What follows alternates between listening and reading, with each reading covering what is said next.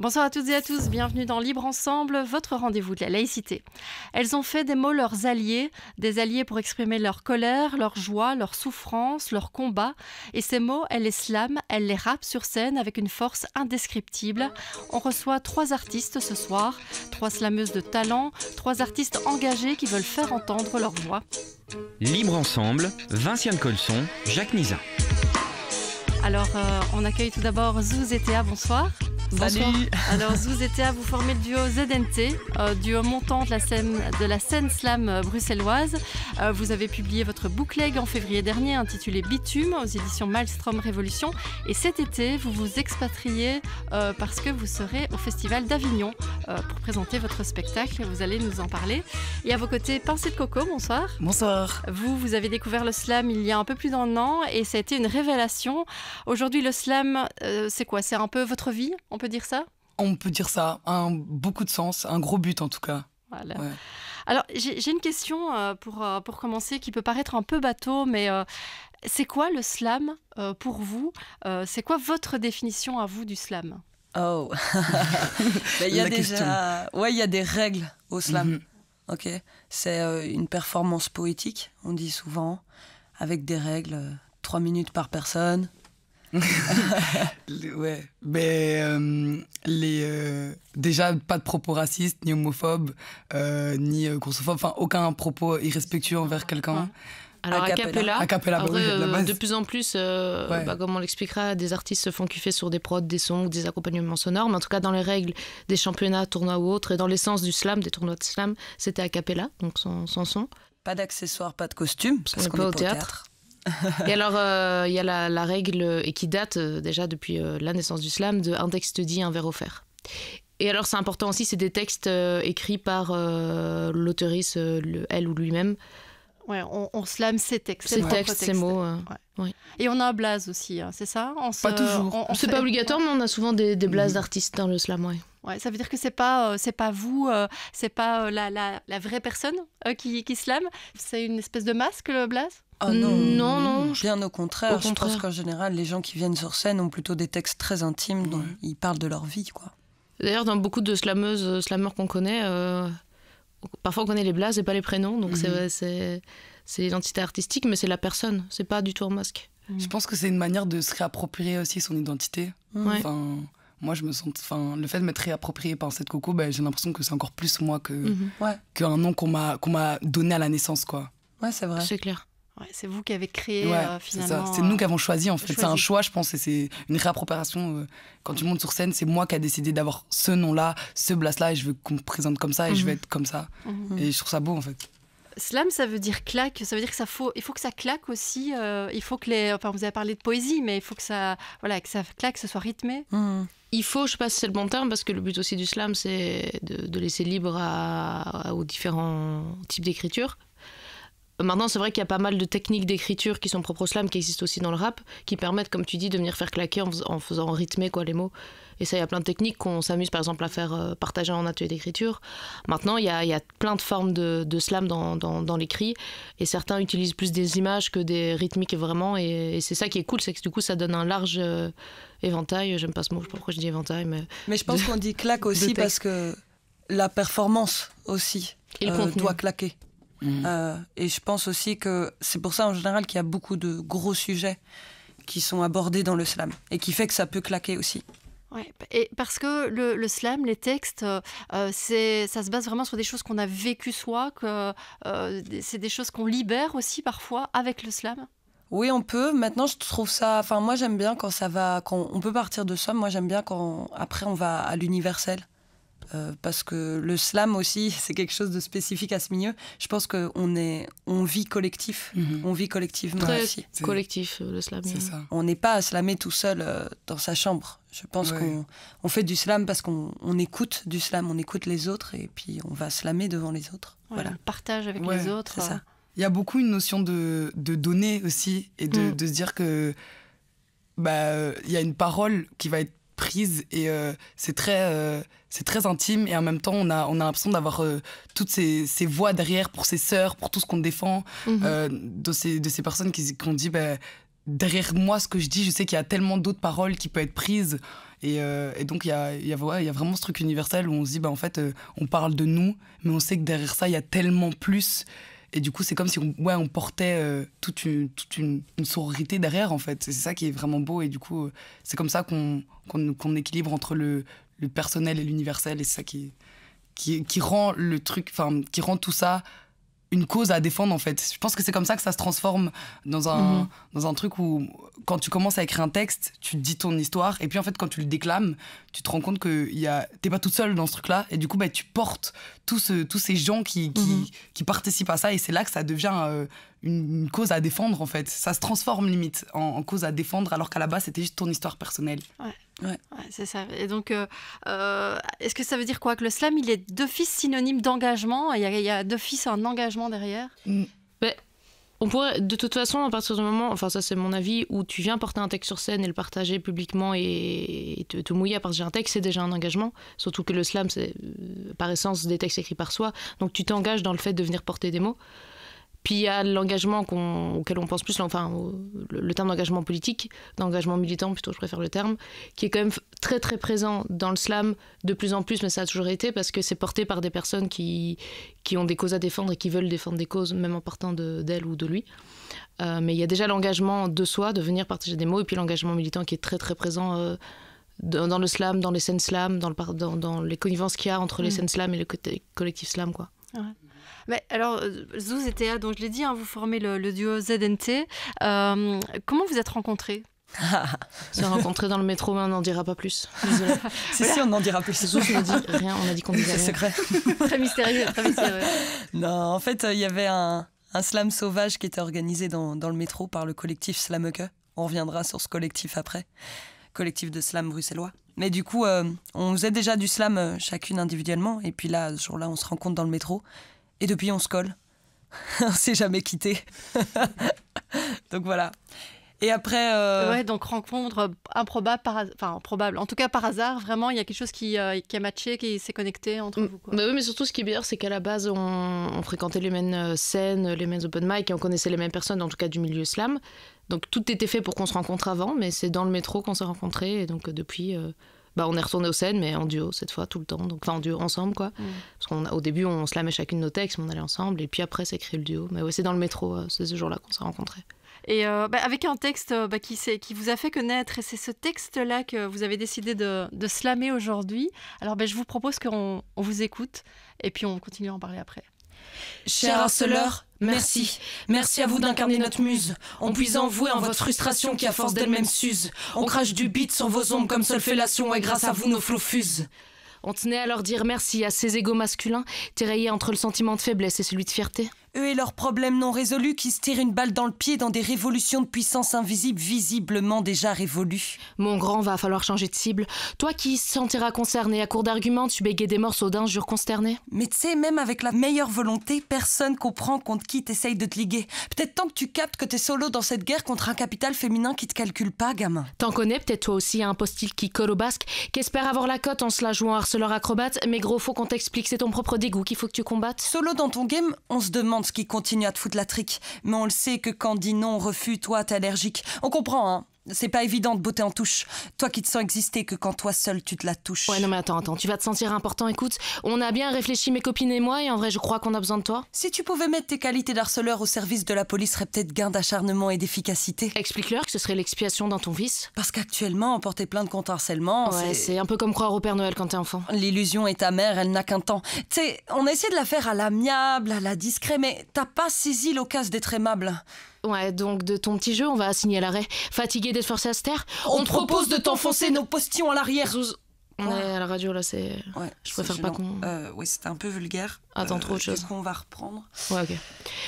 Cher harceleur, on t'emmerde. À notre tour t'afficher. Merci pour l'inspi du texte. T'es pas prêt à assumer. Dédicace à toutes les harcelées, peu importe le contexte. Cher harceleur, merci. Merci à vous d'incarner notre muse. On puise en vous et en votre frustration qui à force d'elle-même s'use. On crache du beat sur vos ombres comme seule fellation et grâce à vous nos flots fusent.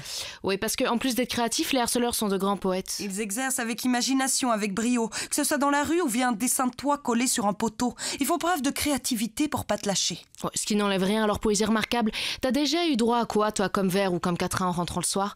Ou même en plein après-midi? Le harceleur est un animal qui, H24, te poursuit? Moi, j'ai eu... Ouais, vas-y. Je te baise en PLS. Ah putain, c'est beau. J'ai pas mal aussi. J'éjacule sur ton âme. Ah. Ouais. T'es tellement belle que je vais rentrer chez moi frapper ma femme. Ah, c'est intelligent, c'est bien construit. Moi, j'ai eu plus basique. Si tu me quittes, je guetterai en bas de chez toi jusqu'à ta mort, princesse. Ouais, respect. Ouais, c'est pas mal, Respect. ouais. Mais le harceleur n'est pas juste poète. Non. Le harceleur est aussi un animal curieux, car même quand tu dis non, il te demande pourquoi. Dans ses propositions, il n'y a pas vraiment de choix. Le harceleur est aussi un animal adaptable. Tout à fait. Avec lui, pas besoin de négociation, données chiffrables. Si c'est pas toi, c'est notre proie qu'il poursuivra. Le contrat est rentable. Ce qui serait cool aussi dans le contrat, ce serait un deal un peu à la GTA. À chaque coin de rue, un harceleur renversé égale pilule offerte à vie pour une nana du quartier. Faites passer le mot dans toutes les communes de Bruxelles, ça créera rien de plus d'égalité dans le système. Mais attention, pas de jaloux. Ce slam, on le dédie à vos multiples stratagèmes. À toute forme salace d'intimidation, que ce soit dans les rues, sur les réseaux, dans les transports ou dans le salon. Donc du fond du cul, cher harceleur, merci. Merci à vous d'incarner notre muse. On puise en vous et en votre frustration qui à force d'elle-même s'use. On crache du beat sur vos ombres comme seule fellation et grâce à vous nos flots fusent. Waouh. J'ai envie d'applaudir. Allez, on applaudit. On applaudit. Waouh. Donc, bon, mais je le rappelle pour les auditeurs, donc duo ZNT, waouh. En fait, si, je dis quand même un truc, c'est quand on vous entend, on sent qu'il y a comme une urgence de dire les choses, une nécessité de parler. C'est quelque chose qui vient des tripes, qui sort, qui doit être dit. Ça, c'est très l'essence du slam aussi. Ouais. D'ailleurs, on l'a pas dit, mais c'est souvent ce qu'on utilise dans la définition du slam, c'est aussi cette nécessité, slash urgence de dire, en fait, à fond. Très bien. Et ici, ben, évidemment, le sujet, la question du harcèlement, sujet féministe, s'il en est, parce que vous déclarez aussi féministe, vous faites un slam féministe. C'est quoi déjà le slam féministe et la place des femmes aujourd'hui, des femmes, des minorités de genre peut-être, pour être plus large dans le slam? En fait, l'histoire du slam belge, elle est super chouette À ce propos, ouais. à parler. Parce qu'en fait, le slam, comme plein d'autres milieux, je pense de base, un milieu très masculin. Et puis, il y a eu deux grandes slameuses qui ont débarqué. Lisette Lombé et Joy. Déjà, slam. Et en fait, à l'époque, elles étaient un peu seules. Du coup, elles ont commencé à créer des ateliers slam en non-mixité. Avec personne finta. On dit plutôt personne finta. Hein. Alors finta, peut-être pour nos éditeurs, donc c'est femmes, intersexes, non-binaires, transgenres, agenres. Ouais, c'est ça. Et du coup, elles ont créé ces ateliers-là, ce qui a fait qu'il y a eu plus de personnes finta sur les scènes. Et du coup, c'est ça qu'il y a eu aussi différents sujets qui sont arrivés sur les scènes qu'on entendait moins avant, des sujets féministes. Aussi, je trouve que le confinement dans l'histoire du slam a été aussi assez percutant parce que pendant le confinement, il y avait que des squats cuir qui osaient, qui avaient l'audace d'organiser des open mic illégales en scred. Et du coup, c'est ça aussi qui a fait qu'il y a eu beaucoup plus de personnes cuir sur les scènes slam. Du coup, je trouve que ça a apporté aussi une énorme dimension sur les scènes slam en Belgique. Ouais, et vous poursuivez cette tendance parce que vous organisez des soirées anticyclones, donc c'est ces soirées finta, où donc sur scène il y a que des femmes intersexes, non binaires, transgenres, agents. Donc Les invités sont des personnes finta, oui. Maintenant c'est des scènes mixtes dans le sens le public est mixte. Mais les invités qu'on choisit de programmer à toutes les éditions Anticyclone sont des personnes finta. Parce que c'est essentiel, c'est la seule solution pour que vraiment il y ait des nouvelles personnes qui se démarquent, pour que cette scène qui peut-être il y a encore quelques années était fort masculine ne se féminise notamment. C'est plus pour... En fait, nous, on a commencé à penser à Anticyclone en voyant des open mic, en fait. On a été check, on participe à des open mic. Un peu partout dans Bruxelles.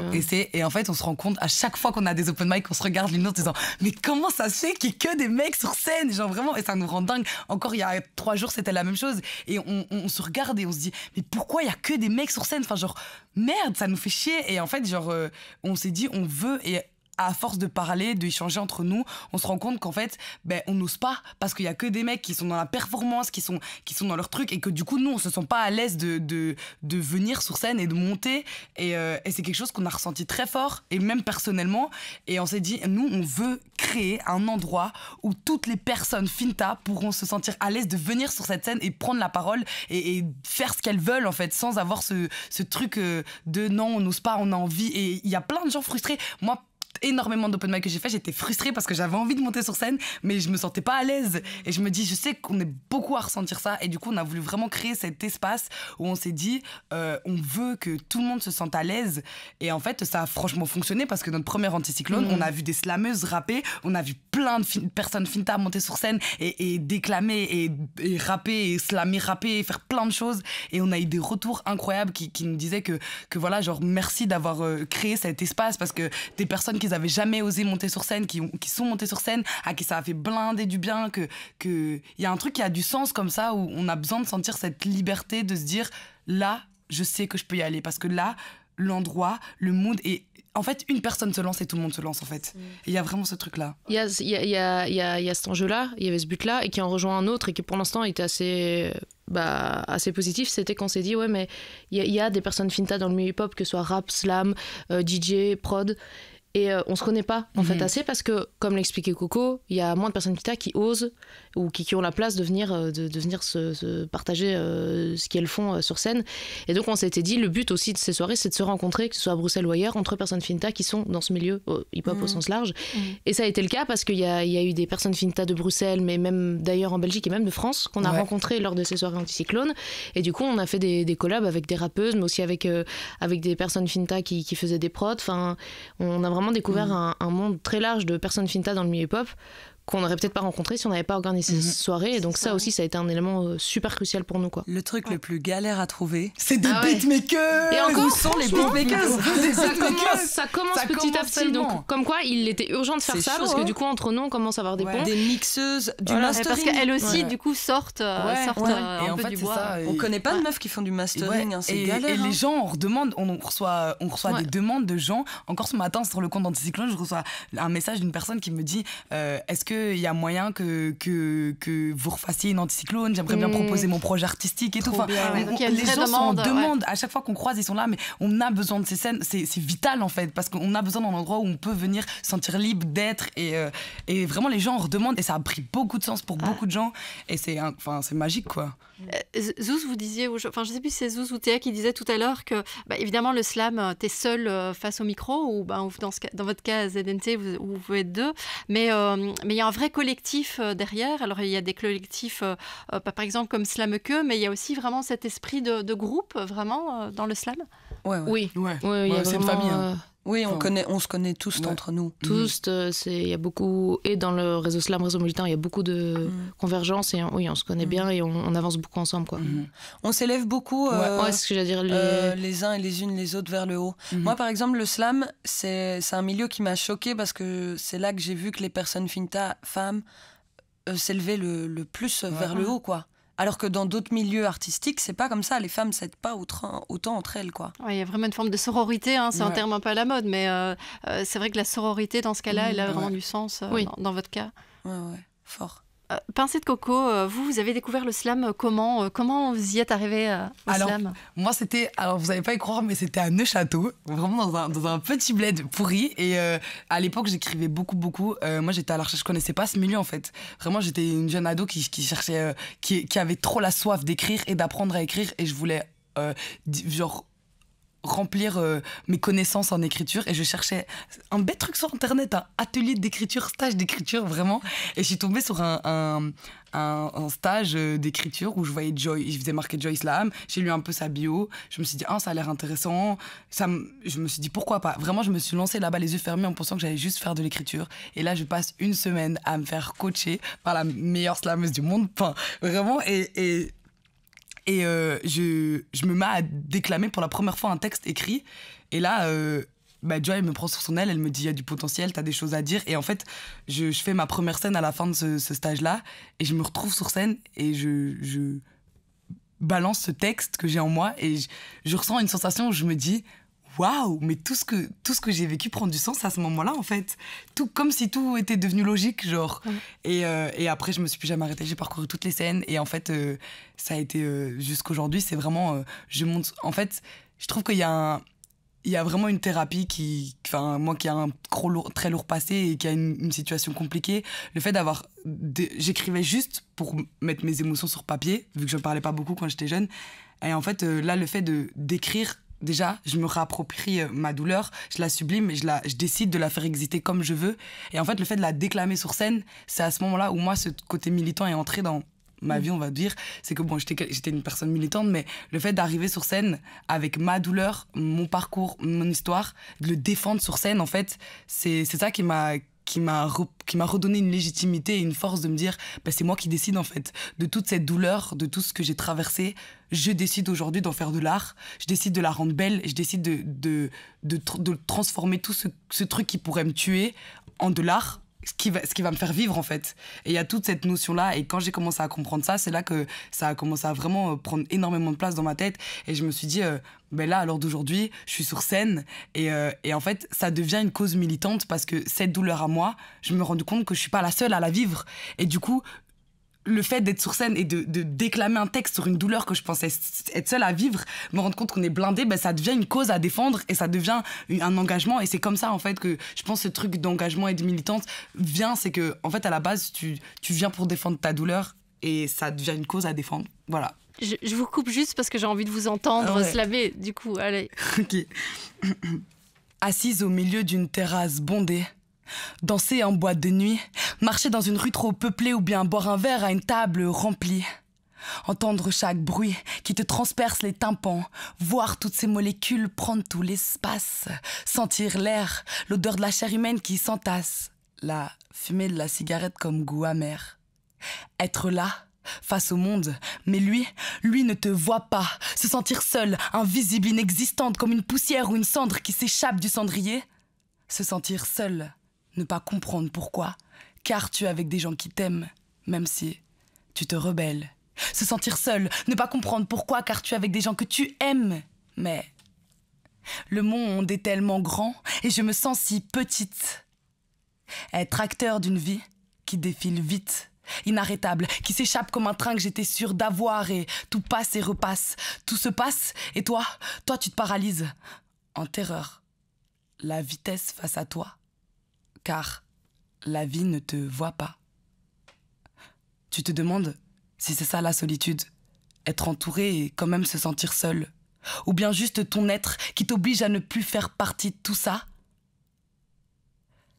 Alors, ton corps s'arrête, ta tête se fige, tes sentiments s'angoissent, mais tes yeux, eux, fonctionnent encore malheureusement. Peut-être que ce sentiment est une pause, peut-être qu'il n'est ni bien ni mal, juste inévitable. Mais je me sens tellement seule, et je pense que le monde est bien plus seul que moi, immuable. Je pense que la solitude est une porte de sortie de l'ignorance, ouais.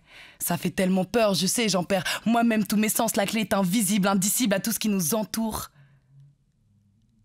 Pourtant, je vous avoue, sentiment me permet d'écrire ce texte. Si je ressentais pas ça, je trouverais pas le courage de poser ma gueule avec mes mots sur cette émotion complexe. Alors moi, je dois vous avouer, en vrai, j'adore ça, c'est ce qui me complexe. Alors en vrai de vrai, je veux plus avoir peur d'elle. Car grâce à cette solitude, je me suis trouvé une famille, je me suis trouvé des alliés. J'ai pu porter mes couilles sur scène, je me suis trouvé une famille, je me suis trouvé des alliés. Je veux plus jamais avoir peur de ça parce que tout ce que je ressens me permet d'écrire des textes et déclamer des textes. Ouais, je veux plus jamais avoir peur d'elle car grâce à ce que je ressens, j'ai compris que c'était sur scène, là où je me sens le plus entourée. Ouais. Bravo Pincée de Coco, bravo. Je propose peut-être de vous redonner la parole, ZNT. On le disait en intro de l'émission, vous serez au Festival d'Avignon cet été. Comment vous en êtes arrivé là ? Eh ben, en fait, à la base, on avait juste des slams et des raps. Et puis un jour, les arts urbains avec qui on a bossé nous ont dit « Ah, faites un spectacle !» On était « Ah ouais ?» Au début, on disait bah non, on n'était pas super à l'aise parce que c'est pas. Enfin, en tout cas, moi, c'était pas mon game tout à fait. Et Zou, c'était pas spécialement un game qu'elle avait envie de retrouver, si je Ouais. peux. Et puis quoi, en fait. Et puis on a commencé à faire des résidences dans des maisons poèmes, Espace Mag et tout. Des gens avec qui on s'entendait très bien. Et puis un jour, on a posté notre candidature et voilà, on est au Théâtre des Dons cet été. Ouais, c'est ça. Donc ouais, c'est trop stylé. Mais on a une version longue du spectacle qui s'appelle Bitume, qui se jouera à partir de septembre. D'abord à l'Espace Mag et puis à la Maison Poème. Okay. En fait, bon, et donc là, c'est la version courte que vous faites à Avignon. En fait, on a découvert que le Théâtre des Dons avait une garden party, donc un concept de spectacle qui touchait à l'urbain, au hip-hop au sens large. Et donc là, ça nous a parlé parce qu'on s'est dit, il y a du slam, il y a du rap dans notre spectacle, donc là, ça pourrait correspondre. Et c'est pour ça qu'on s'est dit, vas-y, on le tente. De toute façon, tentons-le, on l'aura quand même pas, donc on s'en fout, on essaye. Et vous l'avez eu. Et finalement, on l'a eu. Voilà. Et donc on s'est dit, ah ouais, merde, on va vraiment y aller en fait. Mais est-ce que c'est aussi peut-être une particularité du slam, c'est qu'à la fois, on peut retrouver ça dans un festival comme le Festival d'Avignon, qui a peut-être ce côté un peu... on a peut-être cette idée du théâtre classique, peut-être un peu guindé même, mais en même temps, sur des scènes aussi un peu underground. Vous parliez dans le confinement de ces scènes, de ces open mic ouverts pendant le confinement. C'est ça qui est trop cool dans le slam, c'est que il y a un soir, on peut se retrouver à rapper ou à slammer dans une cave, et le lendemain, on peut être sur la scène du Théâtre des Dons. C'est ça qui est génial, c'est qu'on passe et on fait plein de trucs. En fait, le slam, c'est large, c'est pas juste les scènes. J'aimerais quand même dire qu'on fait des ateliers, des poètes publics, avec notamment le collectif Slameke, c'est quand même important d'en parler, collectif de slam à Bruxelles, qui organise vraiment beaucoup d'activités autour du slam. De plus en plus large d'ailleurs, qui touche de plus en plus de public. Enfin, c'est vraiment... Pour des ados, pour des adultes, voilà. Ouais, et on voit, comme pour Pincée de Coco, que l'air de rien, c'est parfois juste un petit atelier qui fait qu'il y a une révélation par rapport à ça. C'est vraiment ça. Et il y a un enseignement aussi, il y a vraiment beaucoup de partage en fait. Il y a vraiment on va dire, je vais pas dire les anciens parce que ça fait un peu, mais il y a vraiment ce truc de, c'est pas... t'arrives de nulle part. Enfin, moi, j'ai vraiment eu la chance, même quand j'ai rencontré Zozétea, je venais de faire ma deuxième scène, je pense, je venais de les rencontrer, et il y a vraiment eu ce partage, elles m'ont toutes suivies. Je me rappelle, on s'est rencontrés à la gare centrale, comme ça, et elles m'ont dit, dans 2 jours, il y a une scène, vas-y, viens, viens. Elles m'ont pris sur l'oreille, comme ça, direct. Moi, je venais de sortir d'un français, j'étais là. Et elles m'ont pris sur l'oreille en mode, viens, il faut que tu viennes à une scène, et j'ai débarqué comme ça, et direct, elles m'ont accueilli, elles m'ont proposé tout ce qu'il y avait. Enfin, il y a vraiment eu ce truc où moi, dès que je suis rentrée dans le milieu, c'était tout de suite... viens, on a la soif de t'enseigner, on veut que tu rentres. Enfin, genre, c'est vraiment hyper... Ouais, il y a vraiment ce truc de partage où on est là, c'est pas on garde tout pour nous, on veut t'apprendre. Je sais que moi, j'ai un conseil, je les appelle, elles me donnent tout ce dont j'ai besoin comme expérience, comme question, on t'aiguille, et il y a vraiment je sais pas comment expliquer, cette bienveillance et ce vouloir de partager, d'être ensemble, d'agrandir cette famille en fait. C'est pas vraiment on est chacun des artistes et on fait chacun notre taf, on est une grande communauté, et en fait quand une nouvelle personne arrive, et c'est ça la différence de toutes les autres choses auxquelles moi j'ai vu dans ma vie artistique ou quoi que ce soit, là il y a vraiment une soif de... Tu viens, on te veut, quoi. On est d'accord avec toi, on veut que ça s'agrandisse, on veut que ça devienne grand et que c'est beau, et c'est génial. Bon, alors, du coup, si on a envie de vous voir, donc ZNT, je le rappelle, c'est Avignon cet été. Puis vous avez encore plein de dates avant et après. Donc, je vous invite à aller voir votre page Facebook, votre chaîne YouTube, Insta. On vous renvoie vers Insta. Pincée de Coco vers Insta, oui, je sais que vous encadrez aussi. Enfin, vous faites des prestations dans le cadre de la santé mentale. Oui, et aussi autour du film Tout va s'arranger, un documentaire qui a été produit par le Centre d'action laïque et sur la santé mentale des jeunes, et on sent que c'est un sujet qui vous touche particulièrement. Donc je renvoie aussi vers la prochaine Anticyclone. Et Anticyclone, la prochaine. Début octobre. Et alors, je propose qu'on se quitte vraiment avec un mini extrait. Je vous dis au revoir, et on se quitte avec un mini extrait du clip que vous avez réalisé en vue d'Avignon. On va l'écouter, on va se quitter avec ça. Merci vraiment à toutes les trois. Trop cool, merci à toi, merci pour ce moment. Merci aux auditeurs, merci à vous, bonne soirée. Merci beaucoup. Bye bye bye. Bonne soirée. Bisous. Nous, on est le duo de slameuses ZNT. Voilà. Alors.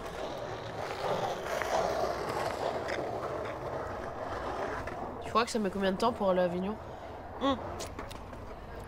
J'ai regardé sur Google Maps. C'est genre 7 jours à pied. Ouais, mais c'est sans s'arrêter alors. Ah, je sais pas.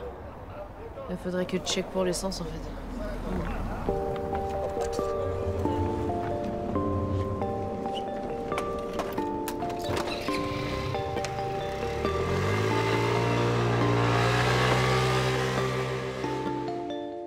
Zonage ABX toute l'année, plan de souterrain tu connais. On n'est pas du milieu, on n'était pas préparé, faut que le sbel au palais, mais on sera vos papés. Zone 30, on a trouvé notre titre, et au feu rouge notre chargé diff. Avignon, on débarque, bagage de banana, UBX, on braquage, coulisses, on débarque à Avignon comme des missiles.